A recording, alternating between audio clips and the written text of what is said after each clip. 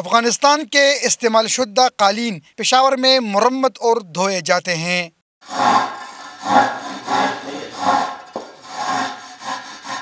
قنچی کرنا ہے، اس کے بعد منظور کرنا ہے، صفائی کرنا ہے، اس کے بعد اس کے گرے مرے کرنا ہے، اس کے برابر کرنا ہے، اس کے بعد تختے لگانا ہے۔ گزشتہ 6 ماہ سے پاک افغان کاروباری پالیسی میں سختی کے باعث قالین مرمت کاروبار نقصان میں ہیں۔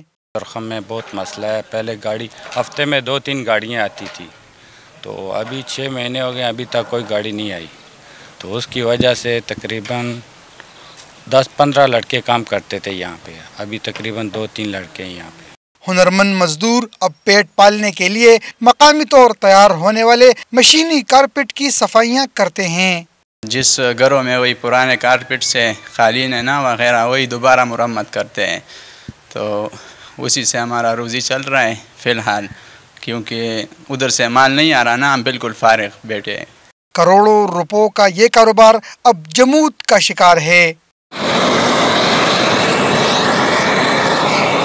پشاور میں قالین دھونے اور مرمت کے 50 سے زائد کارخانے ہیں، جس میں کام کرنے والے سینکڑوں ہنرمند پاکستان اور افغانستان دونوں حکومتوں سے نئی اور آسان کاروباری پالیسی کا مطالبہ کر رہے ہیں۔ کیمرہ مین حزب اللہ کے ساتھ عارف حیات، ڈان نیوز، پشاور۔